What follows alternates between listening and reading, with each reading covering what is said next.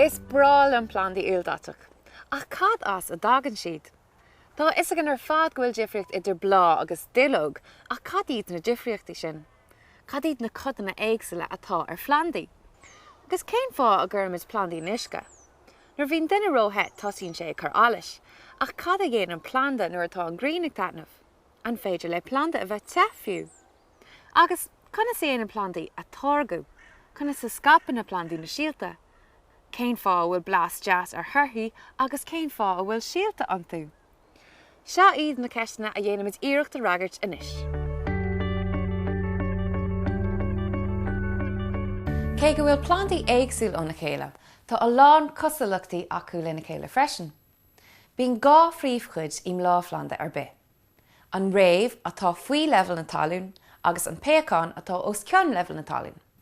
Bíonn trí chuid éagsúla sa féacán, an gas, an duilleog agus an blá.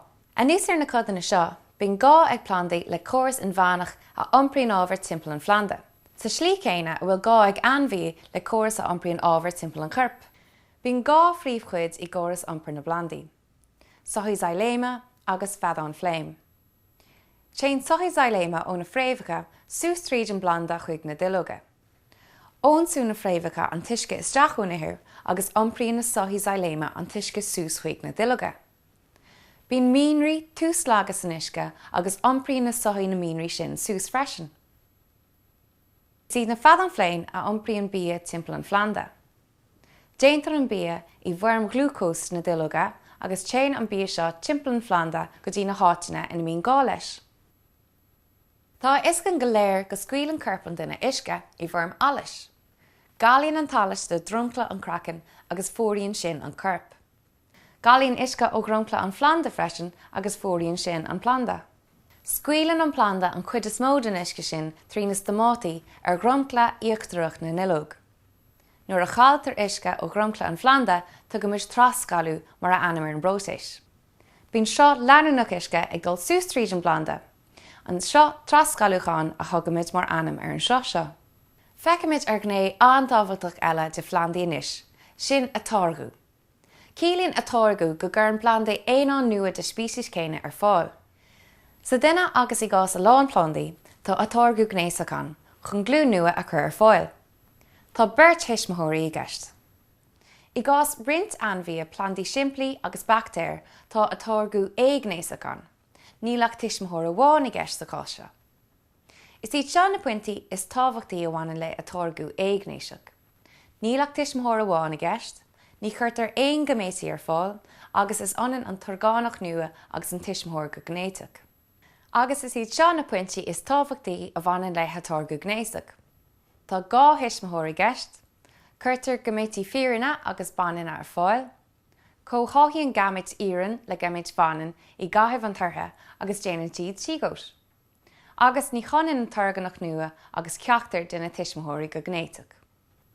Ar agla go bhfuil sé seo ar fádró himplaí, tóir faoi deara freisin go bhfuil roinnt plandaí ábhata a targu éagnéasach nó a targu gnéasach dhéanamh. Tá suatha talún sa categóir seo. Tá bláhanna ar a lán plandaí agus tá siad páirteach in a targu gnéasach.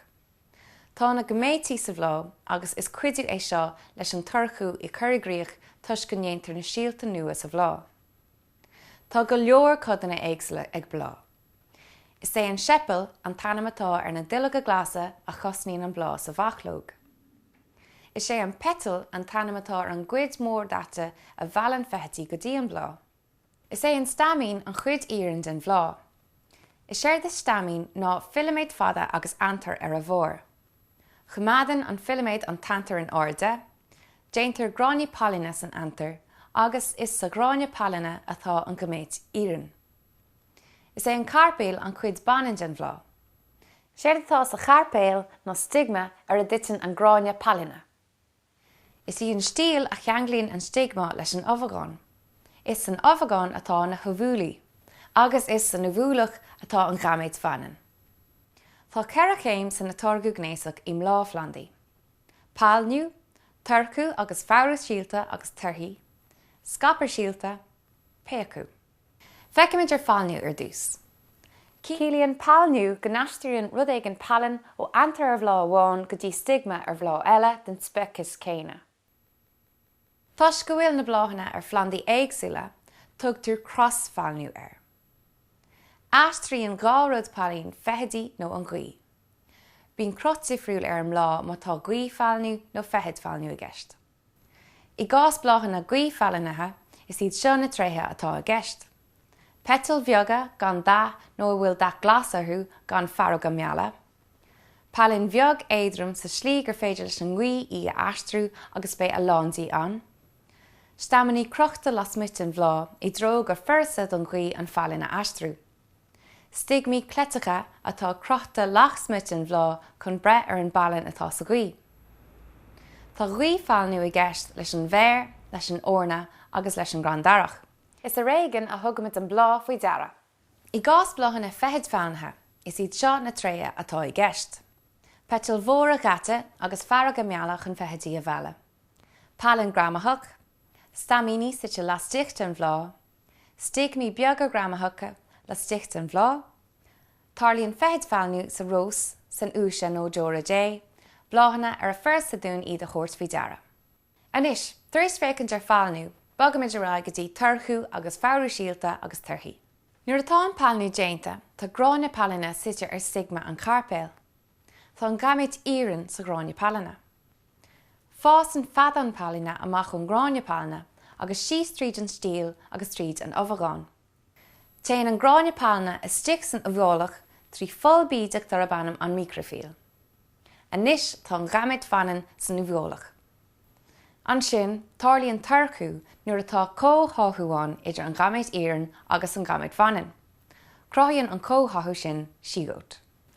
Déantar síaldan a bhualach, tá súflanda sa láthair bia agus cúdach crua seachtarach sa síl. Déantar tuire den ofagán chun cabhair leis an síl scapa ón máthairflanda, agus chun cabhair leis an síl tosú ag fás ina flanda nua. Tá sé tábhachtach go scapan an máthairflanda na síalta I bhádhaid chunnach méid siad den nóíocht leis an máthairflanda, maidir le huisce, solas agus riile. Agus chun clíneachtaí nua den flanda a bhanú. Bhíonn bant mhór ag tarú an flanda le síalta ar bith a scapu. Scaptar síalta ar cheann den na slite seo. Scapan an gcuí iad, scapan anmhína iad, scapan uisce iad, nó scapan na planda iad féin iad. Tugamid an tanam féin scapa ar seo. Nuair a scapan an gcuí síalta, séidean an gcuí agus scapan si ar an gcuí agus amach ó máthairflanda. Samplaí maithe seo ná na scíochan ar thura an ticimar agus na parasút ar thura an chatarmhain. Scapan anmhí síalta I gcásanna eile. Tarlíonn sé seo nuair a ithin anmhí an tura bí súhar ar súcréimh nó an tura bí ar tírim ar an dearcán agus ar an gnó coil. Scílann na hanmhí leis an síl tar éis don síl dul tríd an ggóras stílá. Scapan anmhí síalta é slí eile. Tá cruachaí beaga ar thurthaí áirithe, tara an garbhlasa mar hampla. Agus nuair a ghramíonn na cruachaí seo de ine nó de olann na nanmhíthe, tugann na hanmhíthe an tar ló. Scapan uisce síalta freisin. Scaoileann an duilleog bháite agus an cránsálaí a gcuid d'orthaí isteach in uisce agus tugann an tuisce na torthaí leis. Slí eile chun síalta a scapa is a féin scapa. Pléascann tar na piise nó an aitin nuair a éireann an tar a tírim, agus caitheann sin na síalta amach ó máthairflanda. Tá scrúda déanta agan ar conas a scapan plandaí síalta, anis feicimid ar chialta ag péacú. Cílíonn péacú go dosíonn an síl ag fás ina flanda nua. Is iad seo na príomhchodanna atá sa síl. An péacán, fásaí gas an flanda nua a seo. An phréamhán, fásaí phréamh an flanda nua a seo. An síalchóta, is é seo clúdach rion costanta an síl. Agus an stórbia, is é seo an rud a chochaíonn an planda le linn péacú. Ní tharlaíonn péacú ach go bháin mátá na canéalacha a rúnacha an. Is é sin, uisce, teas agus oxygen. Tarlaíonn péaca an tíl sna céimeanna seo.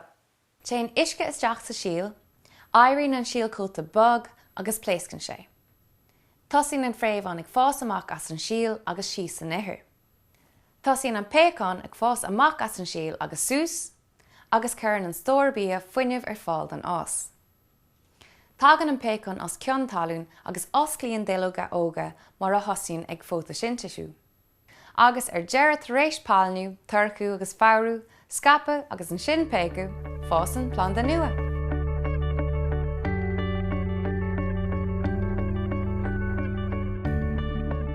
Tá cuma álan Bhlátha, agus blas jazz thurthaí, agus tháinig mar go bhfuil cúisina maithe leis ar fad. Tá lán daithne Bhlátha chun feithidí a bhealú, agus mar hálíonn sé meallan an daithne daoine freisin. Agus tá blas jazz thurthaí chun anmhíthe a bhealú, agus nóí meallan an blas daoine freisin. Tháinig mar gur próisis casta é targú I blandaí, agus bhfuil aistear fada déanta ag an síl sulangaban an chéad cuid den Fhlanda os cheann na talún. Tásíonn an ótas an téisian sin agus is próisis casta eile atá I gceist lei sin.